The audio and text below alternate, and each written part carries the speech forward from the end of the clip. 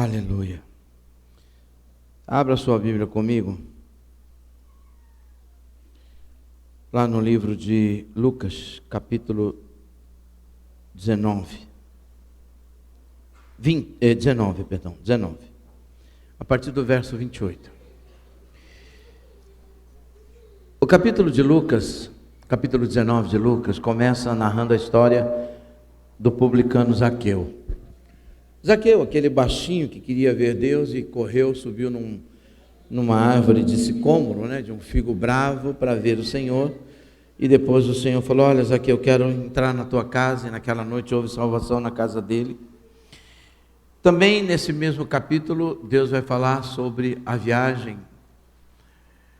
de um poderoso, e ele entrega 10 minas, e depois quando ele volta, ele presta contas, e aqueles que não queriam que ele governasse, ele manda matar. E depois dessa história, dessa parábola, Jesus sobe para Jerusalém. É essa história da subida de Jesus para Jerusalém que nós vamos ler agora, amém? E dito isto, ia caminhando adiante, subindo para Jerusalém.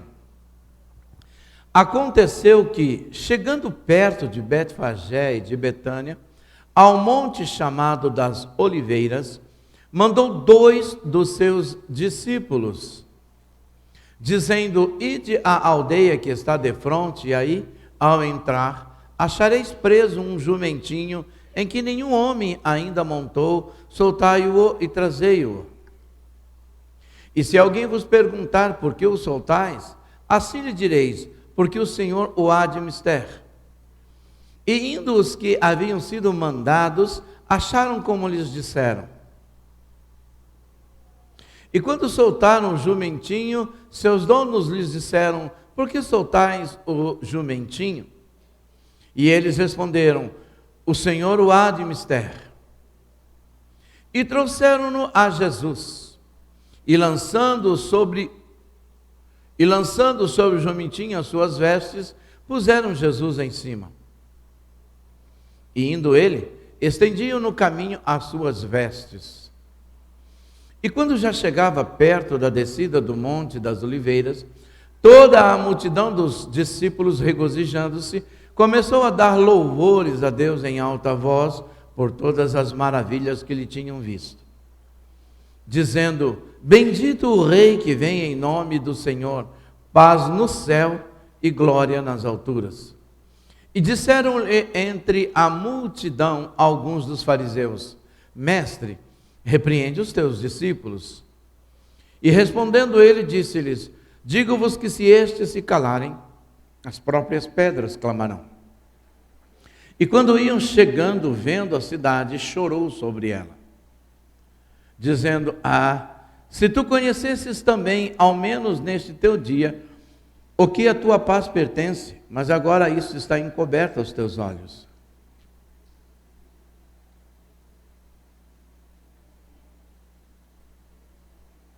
Porque dias virão sobre ti em que os teus inimigos até cercarão de trincheiras e te sitiarão e te estreitarão de todos os lados. E te derrubarão a ti e aos teus filhos que dentro de ti estiverem, e não deixarão em ti pedra sobre pedra, pois que não conheceste o tempo da tua visitação. E Jesus chorou. É muito difícil para nós, para mim e para você, meros mortais, entender o imenso e imensurável amor de Deus. Tudo porque nós imaginamos o amor a partir de nós. E normalmente nós não amamos quem nós achamos que não merece o nosso amor. Nós julgamos e nós escolhemos a quem nós vamos amar. É assim com todo mundo. A gente julga e nós decidimos se nós queremos ou não queremos amar. Ao contrário de Deus, por exemplo, que em Jesus escolheu amar a todos, João 3,16. Nós deveríamos ser assim. E eu acredito que nós podemos ser assim. Ao olhar para esse texto, de Lucas 19, de 28 a 44,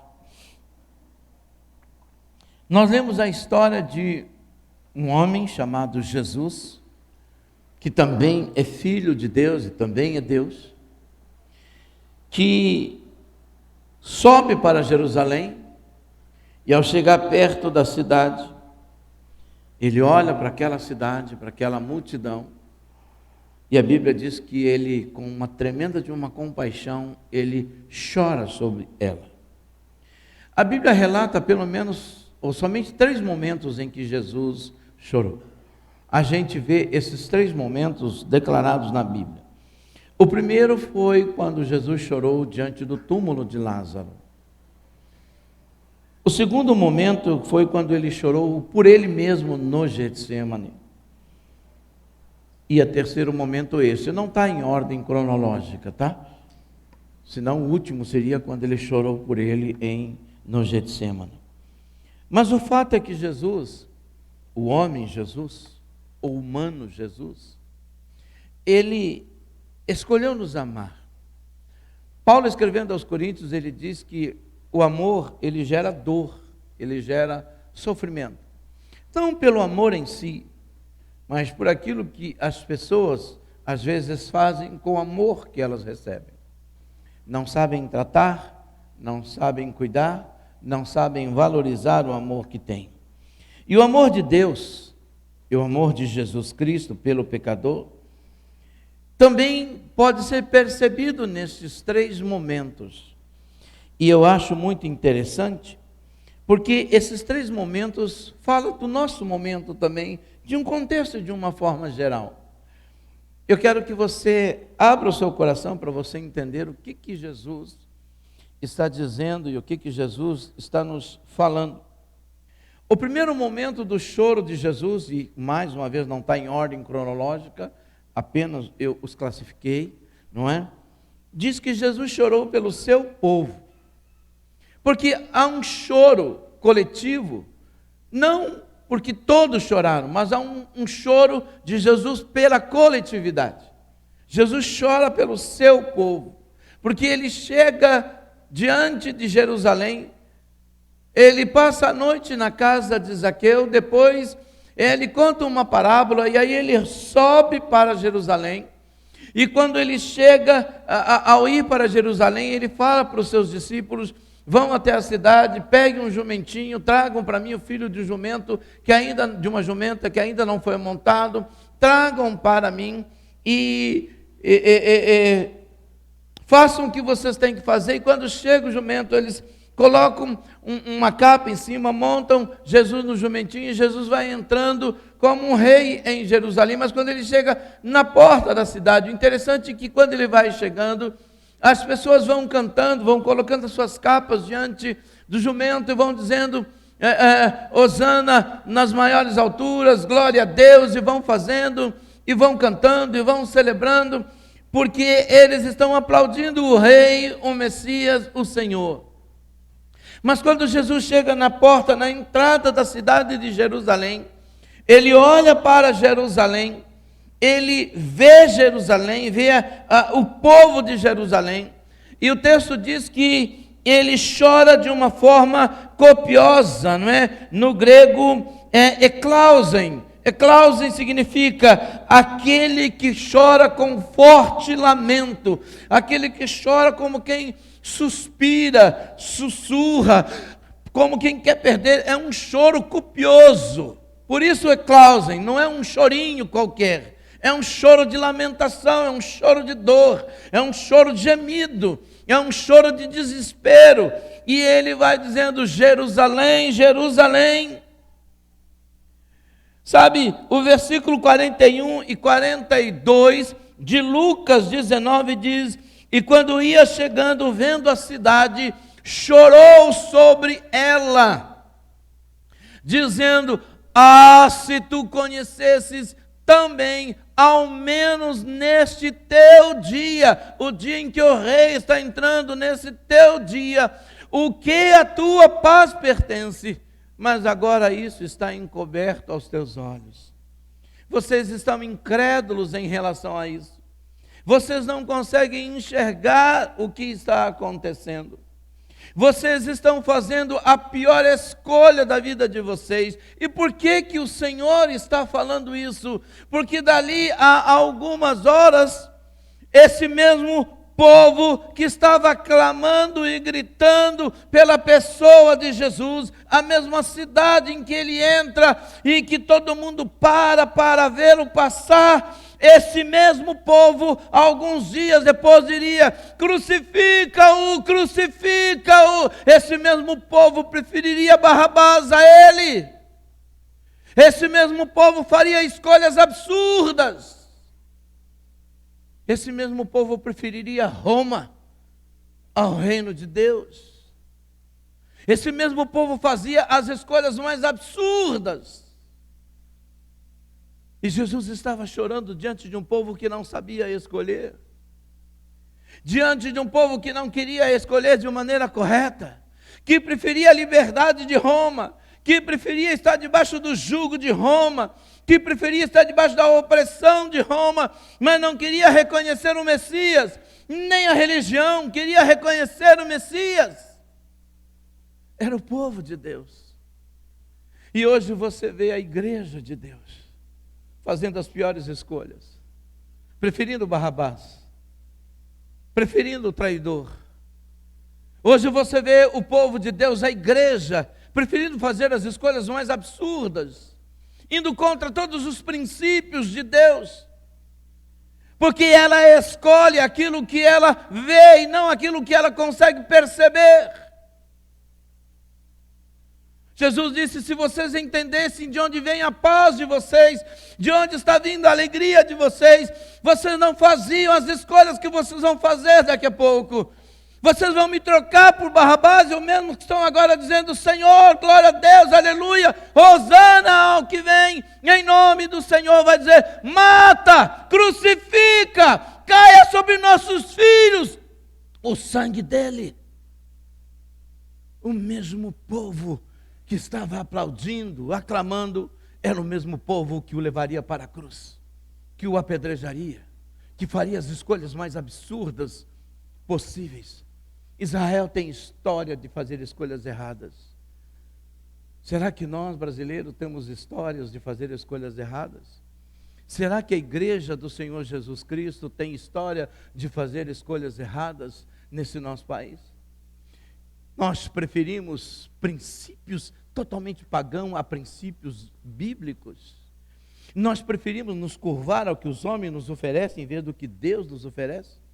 Nós preferimos uma liberdade libertina a uma liberdade santa.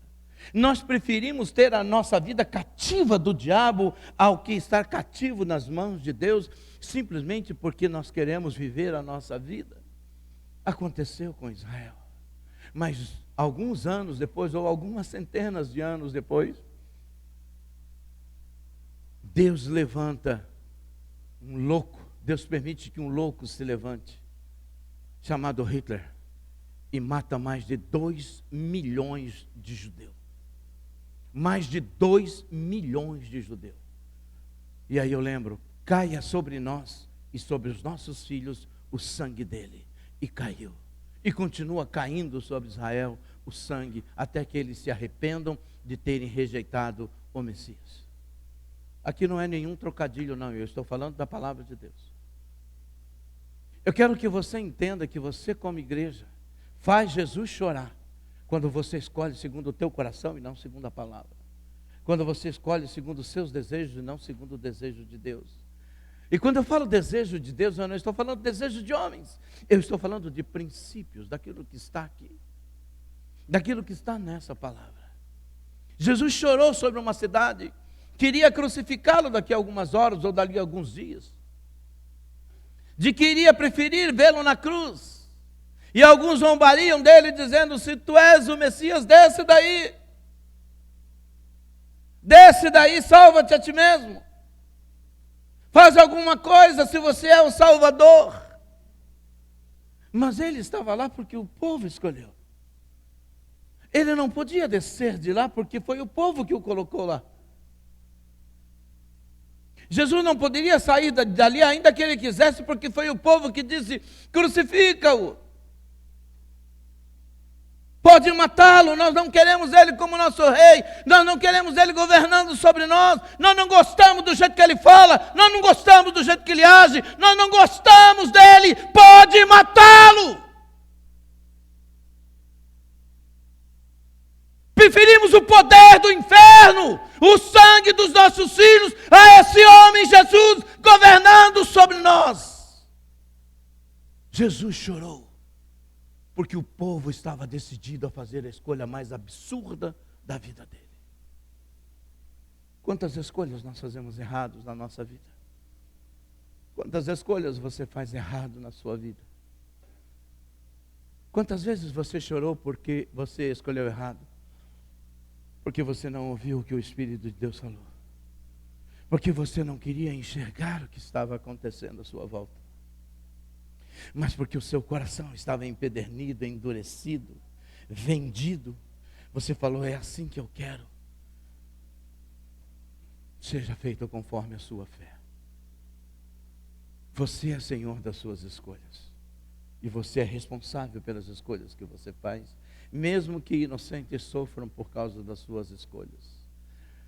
Essa semana eu coloquei no Instagram uma expressão que diz: você não precisa ter medo do futuro, desde que no presente você faça as escolhas corretas e que você não negocie princípios e nem valores que são inegociáveis. A Igreja de Cristo vem negociando valores e princípios que são inegociáveis. Não é uma questão, sabe, de homens que governam, é uma questão de princípios de Deus no seu coração. Igreja de Deus, povo de Deus, se baseia em princípios da palavra de Deus e não em simpatia humana. Nós não carregamos e não temos simpatia humana para fazer escolhas. Nós olhamos para isto. Se bate, nós queremos. Se não bate, não queremos. Nós não vamos acertar sempre. Mas quando mexe nos nossos valores e nos nossos princípios, Jesus estava dizendo: vocês vão fazer. Vamos tomar uma decisão muito errada. Jesus estava chorando, sabe por quê? Em Mateus 23, 37 e 38, Jesus falando mais uma vez sobre Jerusalém, ele diz assim, Mateus 23, 37 e 38, Jerusalém, Jerusalém, que matas os profetas e apedrejas os que te são enviados. Quantas vezes eu quis ajuntar os teus filhos como a galinha junta os seus pintos debaixo das asas, e tu não quisestes. Eis que a vossa casa vos é deixada deserta. Eis que a vossa casa é deixada deserta. Jerusalém, Jerusalém, quantas vezes eu quis te acolher, quantas vezes eu quis te receber, quantas vezes eu quis ter você do meu lado, quantas vezes eu quis cuidar e esconder você debaixo das minhas asas, mas vocês preferiram dizer, não, nós não queremos. Mas a casa de vocês vai ficar deserta, porque vocês rejeitaram aqueles que de fato amam vocês. Nós precisamos entender. Jesus chorou por Israel, seu povo, que o rejeitariam. E o rejeitaram o Messias. O mundo está fazendo o mesmo. A igreja, de uma maneira geral, tem feito isso, tomando caminhos e fazendo alianças erradas. Nós hoje falamos assim, não, nós hoje não adoramos mais Baal. De fato nós não adoramos Baal. E será que nós não adoramos Baal quando nós abraçamos aos deuses que abrem por princípios que não estão na palavra de Deus? Será que nós não estamos construindo altares e nós não estamos dizendo, Deus, nós queremos o nosso bezerro, porque a gente adora do nosso jeito, a gente faz festa do nosso jeito, a gente celebra do nosso jeito, a gente canta do nosso jeito, nós vivemos do nosso jeito, nós queremos fazer o nosso Deus construir e estabelecer os nossos princípios, porque é isso que nós queremos para a nossa vida. Mas quando a água bate no traseiro, vai todo mundo para o Senhor. Senhor, pelo amor de Deus. Foi assim durante 400 anos, com Israel no período dos juízes. Mas vai chegar um tempo em que isso não haverá jeito. Israel rejeitou o Messias. e ainda hoje arca com as consequências da sua escolha. A humanidade insiste em não querer compreender o seu futuro sem Jesus, que seu futuro sem Jesus será tenebroso, terrível, e que o pior futuro é o futuro de pranto, é o futuro de choro, é o futuro de gemido e sem retorno. Mas eles não querem compreender e, como Israel, rejeitam sem pensar nas consequências. Deus ama quem não quer amá-lo. Deus espera quem não espera por Ele. Deus não desiste porque Deus não conhece essa palavra. Deus escolheu amar e vai amar a nós e ao seu povo até o último instante, sem desistir, porque amar não é desistir. Mas eu não posso olhar para uma igreja contemporânea, uma igreja que quebra princípios e pode dizer: Deus me ama. A igreja de Cristo tem feito Cristo chorar. Igreja, quantas vezes eu quis te receber debaixo das minhas asas e te proteger, mas você preferiu fazer escolhas erradas, achando que eu ia concordar, que eu iria aceitar. A segunda vez em que Jesus chora, Ele chora por uma pessoa.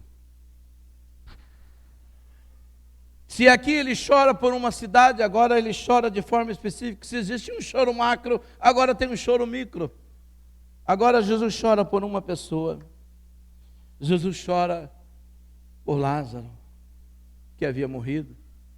Há 4 dias já estava enterrado. Jesus soube que ele ainda estava doente, mas não quis vir. Soube que ele estava morto, também não quis vir. Alguns dias depois ele resolve voltar. João 11, 32 a 36, lemos o seguinte: Tendo, pois, Maria chegado aonde Jesus estava, vendo-o, lançou-se aos seus pés, dizendo-lhe: Senhor, se tu estivesses aqui, meu irmão não teria morrido. Jesus, pois, quando a viu chorar, e também chorando os judeus com ela, vinha, moveu-se muito em seu espírito e perturbou-se. E disse: Onde o puseste? E disseram: Senhor, vem e vê. Jesus chorou. Quando Jesus viu, Jesus chorou. 36. E disseram, pois, os judeus: vede como o amava. O versículo 35, quando ele pergunta: aonde o puseste? No 34, e elas dizem: vem e vê. Ele olha para o túmulo. E diz o texto que Jesus chorou. Eu fico imaginando, por que Jesus olhou para o túmulo e chorou? Porque Ele me viu, porque Ele te viu. E Ele imaginou: é assim que a vida humana termina? É desse jeito que o homem nasce, vem para este mundo, vive para terminar assim? Dentro de um túmulo e ser esquecido como se nada tivesse acontecido? Como o povo é ignorante, como o povo não consegue imaginar que o espírito humano não morre, que a alma humana não morre, que nós temos o sopro de Deus, e se temos o sopro de Deus, viveremos eternamente, ou com Deus ou sem Deus. Ele chorou ao ver o túmulo, porque nós não fomos criados para aquilo. Sabe quem foi que criou o túmulo onde os homens são enterrados? O pecado. Porque foi o pecado que trouxe morte. Eu imagino que Jesus olhou para aquele túmulo e disse, deve ter pensado, e aqui um pensamento, uma viagem minha: Pai, o que os homens fizeram deles? O que os homens fizeram da história deles? Eu fico imaginando, Jesus olhou para o túmulo e não viu Lázaro, ele chorou naquele túmulo. Eu fico imaginando o que passou pela mente de Jesus naquele momento. O que passou na cabeça do Senhor Jesus naquele momento, quando ele pensou em Gerson, em Maria, em João, em Antônio, em Gisele, em todos nós? O que ele pensou? Por que vocês fizeram isso da vida de vocês? De um Éden para um túmulo, da presença de Deus para viver debaixo da presença do pecado. Lázaro era um homem que tinha o coração em Jesus Cristo, que confiava nele como Messias. Você acha que Deus, que a sua tristeza não comove o coração de Jesus? Você acha que a sua tristeza, que a sua dor, que Jesus não se importa com você?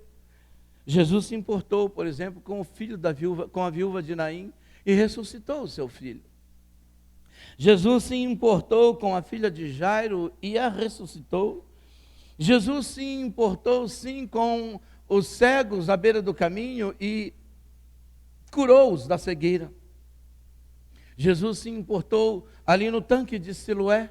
Eu fico imaginando as multidões de pessoas que tinham no tanque de Siloé, pessoas com as mais diversas enfermidades, com os mais diversos problemas, que se rastejavam até o tanque, porque uma vez por ano, e ninguém sabia o dia nem a hora, um anjo descia e movia as águas, e o primeiro que descesse ali seria curado de qualquer enfermidade.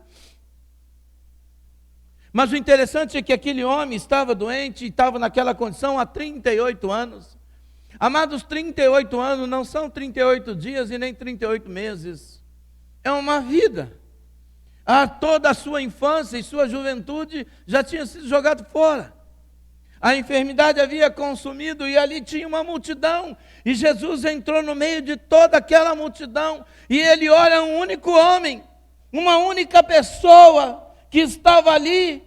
Mas não era o único enfermo, não era o único doente. Mas Jesus vai naquele homem e olha para aquele homem e pergunta: você quer ficar bom? E ele disse: mas Senhor, como é que eu vou ficar bom se ninguém me leva lá?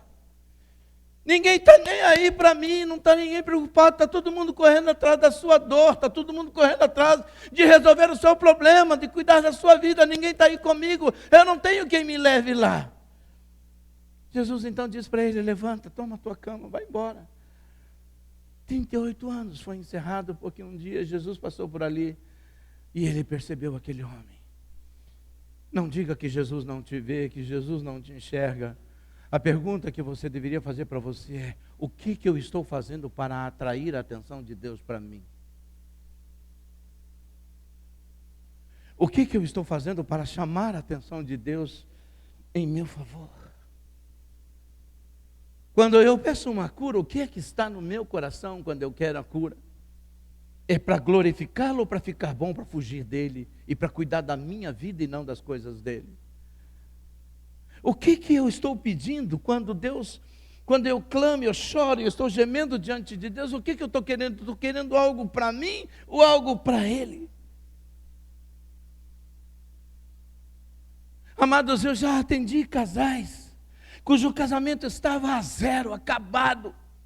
E nós ali choramos, e nós gememos juntos, e nós clamamos, e nós oramos. Quando o casamento restaurou, quando o casamento ficou bom, eles fizeram como o passarinho que bate as asas e foram embora, e nunca mais voltaram, e foram para o mundo. Eu vou dizer para você, querido, para que ser abençoado se não se reconhece o Deus da bênção? Para que ser curado se curado vai para o inferno? Para que ser sarado de um câncer se com câncer vai gemer eternamente no inferno? Vai com câncer e tudo. Porque se é para gemer, não importa a doença que te leva, você vai gemer de qualquer jeito. Mas as pessoas não conseguem enxergar isso. Elas têm dificuldades para entender isso. A mente delas vaga. Elas querem outras coisas. Isso é utopia. Isso não existe. Isso é mente. Pastor Talelé da Cuca. Ou seja, não existe isso. Mas Jesus se importou com a mulher do fluxo de sangue. Jesus se importou. Aliás, Pedro e João se importaram com o homem na porta do templo Formosa. Jesus se importou com o endemoniado gadareno. Não é com todo mundo que Jesus se importa. Jesus ama a todos. O amor é para todos. Mas Jesus se importa com aquele que de fato chama a atenção de Deus para ele.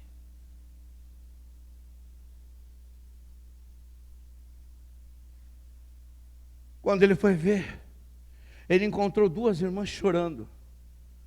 Lázaro morreu depois. Lázaro não ficou vivo para sempre. Depois queriam matá-lo. Lázaro veio e depois ele morreu. Ele está lá na glória com o Senhor. Mas Jesus está mostrando na ressurreição de Lázaro, na ressurreição do filho da viúva de Naim, na ressurreição da filha de Jairo, o maioral da sinagoga, que Ele tem ressurreição, que Ele tem vida, que Ele pode ressuscitar. Satanás não pode ressuscitar, os homens não podem ressuscitar, mas Ele tem poder para ressuscitar. Ele deu apenas uma palhinha do que Ele vai fazer no último dia, quando Ele vai ressuscitar a todos nós. Nós vamos crer. Mas Ele chorou ao ver a miserabilidade humana. Ele chorou ao ver aquele homem ali dentro daquele sepulcro. Ele deve ter pensado, daqui a alguns dias eu vou estar lá. As mesmas pessoas que estão vendo eu operar os milagres, os sinais, são os mesmos que vão me levar lá para dentro, que vão me jogar lá, e que vão esquecer de mim, e que vão voltar para suas vidas como se nada tivesse acontecido. E por último, mas deixe-me dizer uma coisa, nada disso impede Jesus de se importar comigo e com você.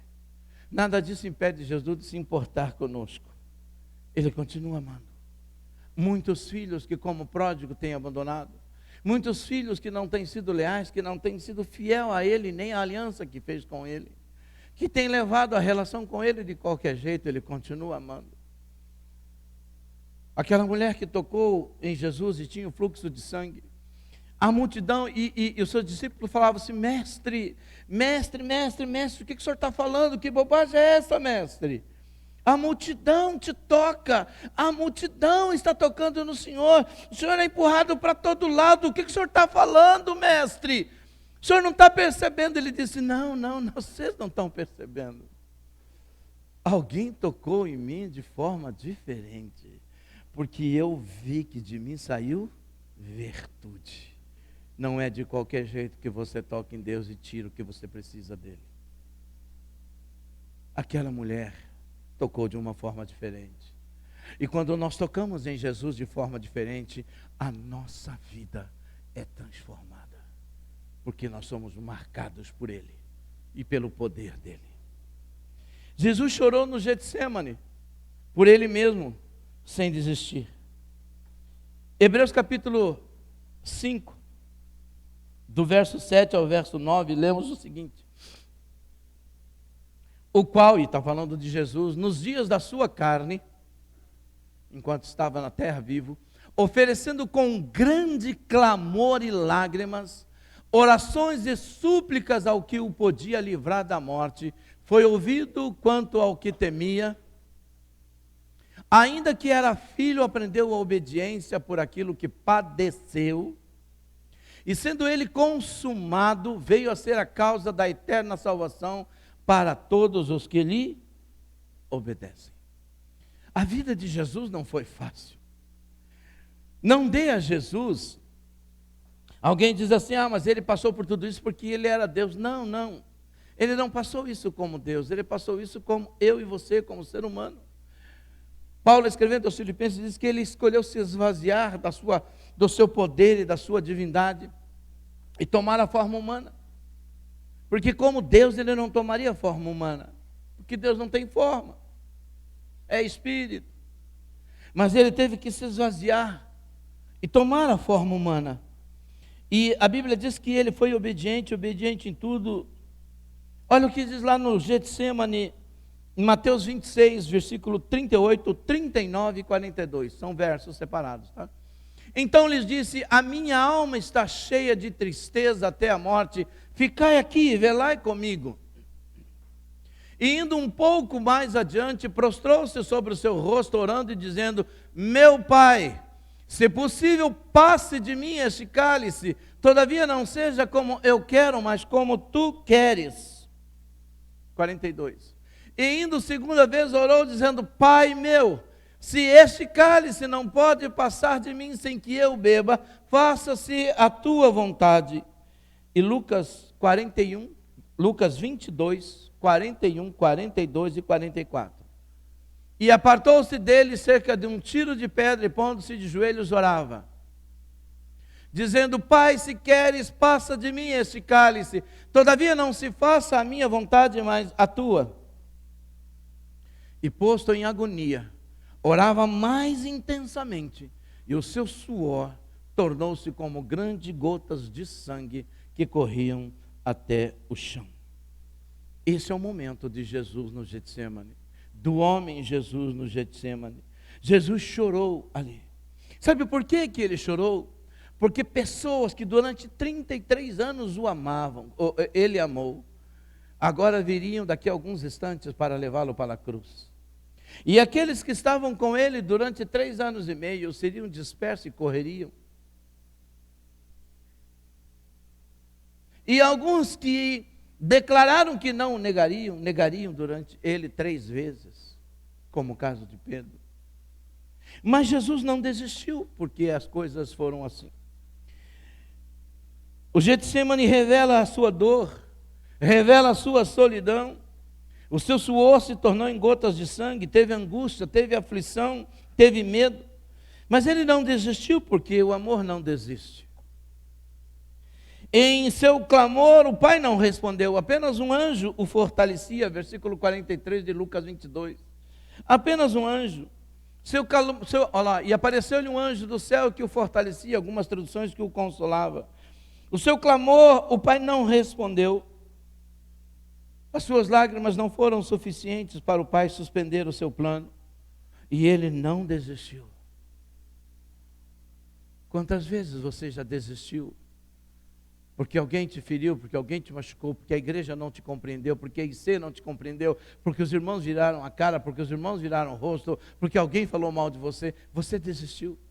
Quantas vezes você desistiu até mesmo da fé, você abandonou, foi, voltou, e está pensando em ir novamente, porque a igreja não te recebeu como você quer.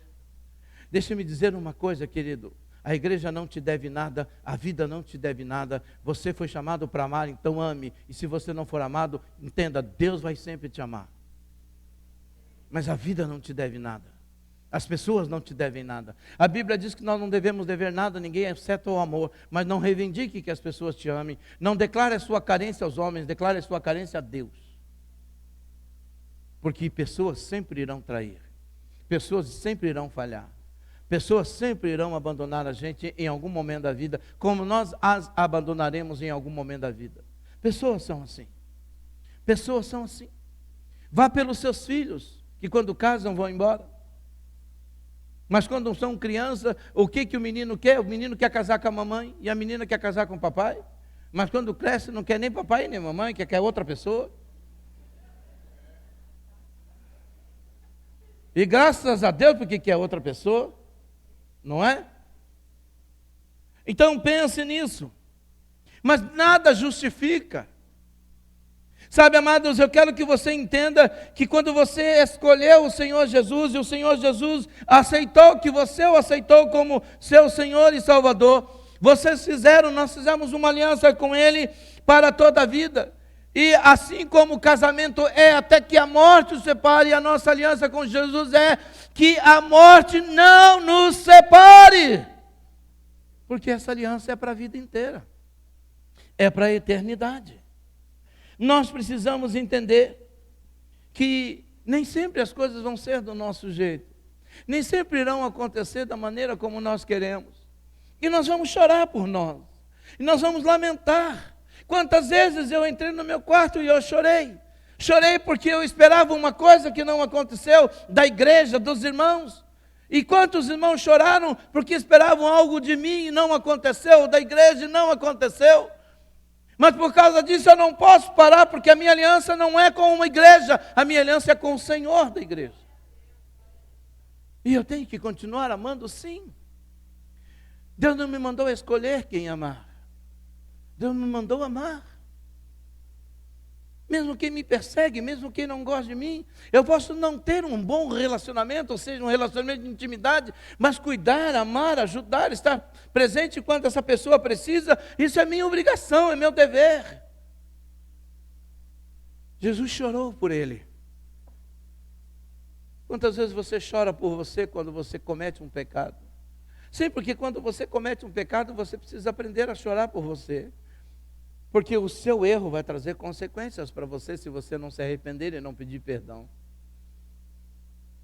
Jesus chorou pelo povo, Jesus chorou por uma pessoa e Jesus chorou por ele. O homem e a mulher de Deus precisa chorar pela igreja de Jesus Cristo, precisa chorar por pessoas e precisou chorar por ele. O choro que ele teve por Jerusalém foi porque Jerusalém o desprezou. O choro que ele teve pela vida de Lázaro foi porque o povo não entendeu que não foi para isso que eles nasceram, que nós nascemos, mas que Jesus tinha a ressurreição para nós.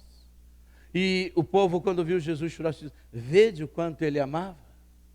O interessante é que, se você ler o texto, fala assim: mas não pode ele que curou a tantas pessoas ressuscitar esse homem? E novamente ele se comove em espírito, como quem diz: eles não me amam pelo que eu sou, eles me amam pelo que eu posso dar para eles. Amados, é uma coisa doída quando você descobre que alguém te ama não pelo que você é, mas pelo que você pode dar para essa pessoa. É muito doído, porque se você não tiver, é por isso que a Bíblia diz que o dinheiro reúne os maiores e melhores amigos, mas a falta dele afasta todos eles. Sabe, nós precisamos entender que Jesus havia profetizado a sua morte. Ele disse: foi para isso que eu vim. Eu quero fazer uma pergunta para você. Jesus disse: foi para essa hora que eu vim, Senhor. Ei, você sabe para que você veio a este mundo? Você sabe o porquê você se rendeu ao Senhor Jesus? Você sabe por que você se entregou a Ele? Você sabe? Eu espero que você saiba por que você está aqui nessa noite. Por que você está celebrando o Senhor Jesus? Por que você confessa Jesus como Senhor e Salvador da sua vida? Jesus não chorou só por Ele. Jesus chorou porque sabia que muitos não aceitariam o seu amor, mas Ele decidiu amá-los. Ele decidiu amá-los e amá-los até o último instante. Certamente, muitas pessoas, amados, não vão aceitar. Muitas pessoas não irão entender. Mas quando nós amamos, nós temos que ser determinados. Igreja, Deus te amou e continua te amando. Isso significa que esse amor é impossível de ser mensurado.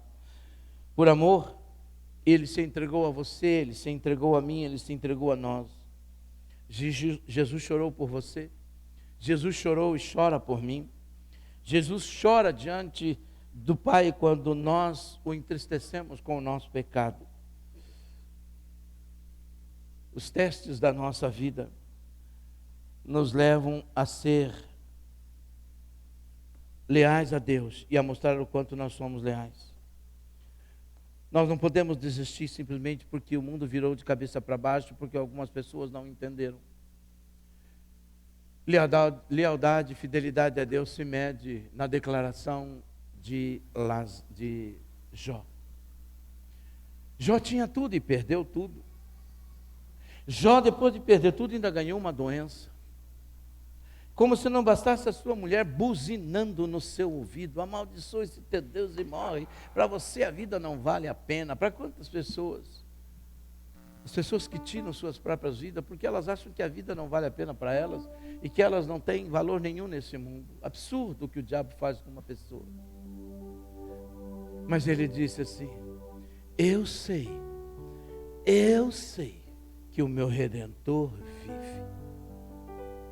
Não importa se hoje eu estou me coçando com um caco de telha, não importa se hoje eu estou comendo bolotas, não importa se hoje eu estou passando por um momento difícil, não importa se hoje eu estou passando pelo vale da sombra e da morte, não importa se hoje eu estou vivendo dias negros na minha vida, eu sei que o meu Redentor vive. Só que no caso de Jó, ele teve que usar para o futuro, e eu posso usar no presente. E eu digo: eu sei que o meu Redentor já se levantou em meu favor, e que por fim voltará para me buscar. Amém? Eu não sei qual tem sido ou quais têm sido o seu choro, seus lamentos, seus gemidos, mas eu quero fazer uma pergunta a você. Quantas vezes você acha que Jesus já chorou por você? Por mim, eu prefiro nem falar. Mas de quantas vezes você já chorou por você? Não é aquele choro, sabe, aquele choro de Deus, ninguém me ama, Deus, ele não gosta de mim, Deus, ela não gosta de mim. Deus, eu perdi aquele emprego porque eles não me querem, eles não me aceitam. Não estou falando desse choro. Eu estou falando assim do choro, do lamento por você ter falhado com Deus, que te gera arrependimento e pedido de perdão a Deus. Quantas vezes você já chorou por você, por olhar a sua miserabilidade e falar assim, mesmo assim o Senhor me ama? O Senhor seria capaz de morrer por mim novamente, se preciso fosse? E o Senhor faria tudo novamente por mim? Ah, Senhor, eu não consigo entender essa bondade. Mas a bondade de Deus não é para você mensurar. A bondade de Deus não é para você estudar. A bondade de Deus não é para você analisar. A bondade de Deus é para você receber e desfrutar. Isso é a bondade de Deus. Coloque-se de pé. Obrigado por assistir mais um dos nossos cultos online. É muito bom ter você conosco. É muito bom poder contar com você do outro lado. Mas queremos você aqui, visitando a comunidade Batista Mahanaim. Portanto, vem conosco. Os nossos cultos acontecem aos domingos, às 8 horas da manhã e também às 18 horas, comecinho da noite. Aonde nós ficamos? Aqui, na Avenida Cruzeiro do Sul, 360, Roxidale, Osasco, São Paulo. É sempre um prazer poder, junto com você, adorarmos e celebrarmos o Senhor em comunhão, ok? Nos acompanhe e continue nos acompanhando nas nossas mídias sociais. É muito bom ter você nesse caminho, nesse processo. Uma ótima semana. Deus abençoe a sua vida, família, trabalho. Até a próxima.